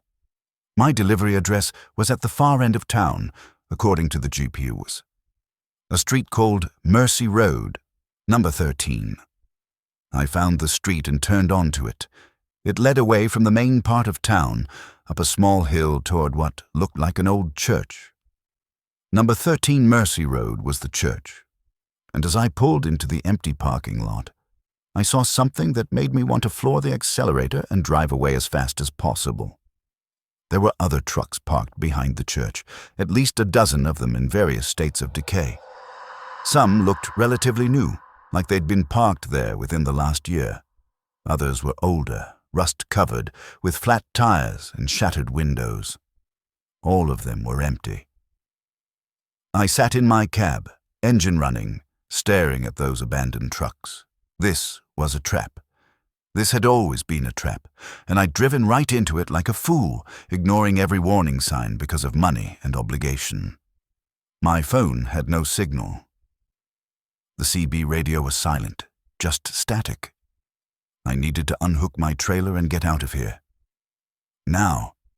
But as I started to put the truck in reverse, I saw movement in my side mirror. People were emerging from the church. Dozens of them walking in a line, moving with an eerie synchronization. They were all dressed in old-fashioned clothes, like something from the early 1900s. And they were all staring at my truck, at me. They began walking toward me, slowly, deliberately. Not running, not shouting, just walking with that same unsettling precision. I threw the truck into gear and hit the accelerator. The tires spun on the gravel, and for a horrible moment, I thought I was stuck. Then they caught, and the truck lurched forward. I didn't bother trying to turn around. I just drove, straight across the parking lot and onto the grass beyond, bouncing over the uneven ground, praying I didn't hit anything that would stop me. Behind me, I could see the people in my mirrors. They'd stopped walking and were just standing there, watching me leave. Their faces were expressionless, blank and pale. I crashed through a wooden fence and found myself on a dirt road that led away from the town. I followed it, not caring where it went, just needing to get away from Ashford and those people and those abandoned trucks.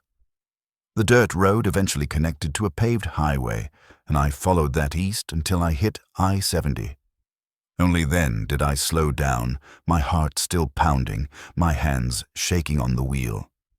I drove straight through to the nearest major city, which was Wichita, and I didn't stop until I was in a truck stop parking lot surrounded by other vehicles and people. Then I called my dispatcher. "I need you to send someone else for that Ashford delivery," I said. "I'm not going back there." There was a long pause. "What delivery? You don't have anything scheduled for today." "The rush load from Kansas City, the industrial equipment going to Ashford." "I don't have any record of that," he said, "and I've never heard of a town called Ashford in Kansas." I felt cold. "Check your files. You sent me the job yesterday. Premium pay for fast delivery." "Hold on." I waited while he searched. When he came back on the line, his voice was concerned. "There's nothing in our system. No pickup from Kansas City, no delivery to Ashford, and your truck's GPS log shows you've been sitting in the Kansas City distribution center all day. It doesn't show you moving at all." That was impossible. I was in Wichita. I'd just driven 3 hours from that nightmare town. "That can't be right," I said. "Check again." But he insisted. According to all their systems, I'd never left Kansas City. There was no delivery, no town called Ashford, no record of any of it. Except I had my copy of the paperwork. I still had it in the cab, the delivery slip with the address and the details. I pulled it out and looked at it, and as I watched, the text began to fade. The ink was disappearing from the page, like it was being erased in real time. Within seconds, I was holding a blank piece of paper. I don't know what Ashford was. A ghost town in the most literal sense. Some kind of trap for travelers. A place that exists outside normal reality, luring people in and never letting them leave. All I know is that I almost became one of those abandoned trucks. Almost joined the collection of drivers who'd been lured there by good money and urgent deadlines. My instincts had been screaming at me the entire drive. The empty highway, the abandoned farms, the spray-painted warning, the dead town. Every mile was another red flag, another chance to turn back. But I ignored all of it, pushed through the warnings because of money and pride and obligation. It almost cost me everything. I quit long-haul trucking after that. Told my company I was done, turned in my truck, and found local work driving delivery vans around the city. I couldn't handle the open roads anymore, couldn't handle the isolation and the possibility of ending up in another place like Ashford. Sometimes I think about those other trucks parked behind that church, the drivers who didn't escape, and I wonder if they're still there, trapped in that wrong place, or if they simply ceased to exist the moment they stepped out of their cabs. I wonder what was in the trailer I was hauling.